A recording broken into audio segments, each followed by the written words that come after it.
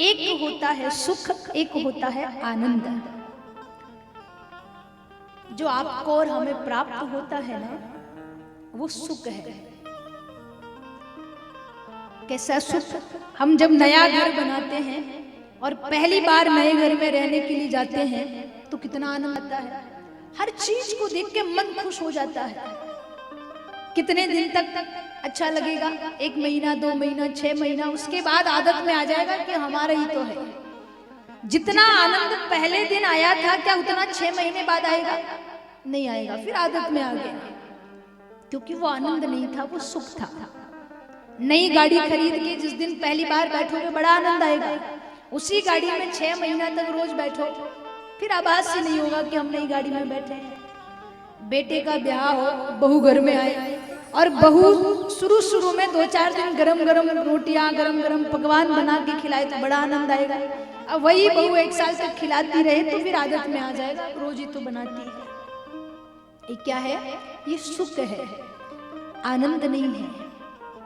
हमें लगता है महल अटारी में आनंद है, हमें लगता है बंगला गाड़ी में आनंद है, हमें लगता है सोना चांदी में आनंद है, हमें लगता है हीरा मोती में आनंद है।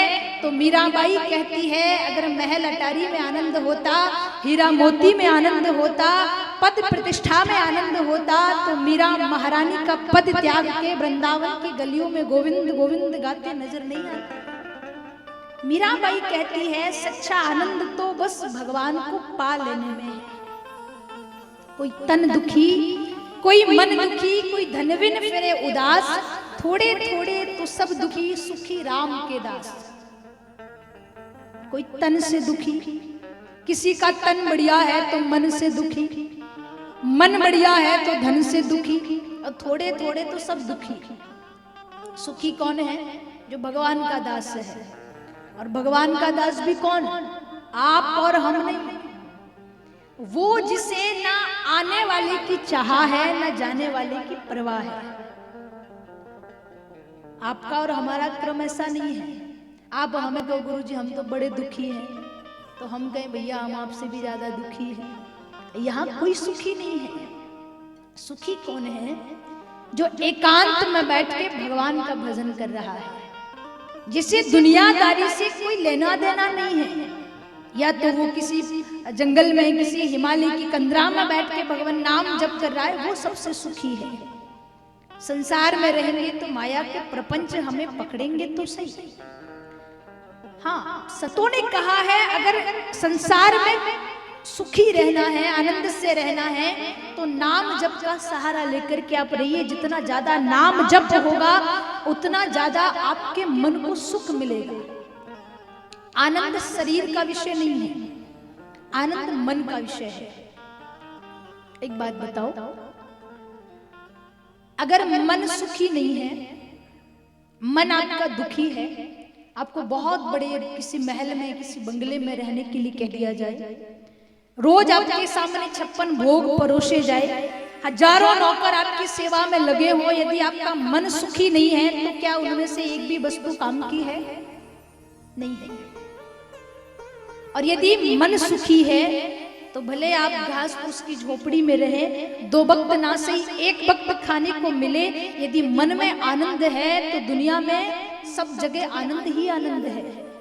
तो प्रयास करिए मन सुखी हो, मन की तृष्णा थोड़ी कम हो जाए, भगवान नाम का आश्रय ले ले। आनंद कौन है? नंद घर आनंद भयो।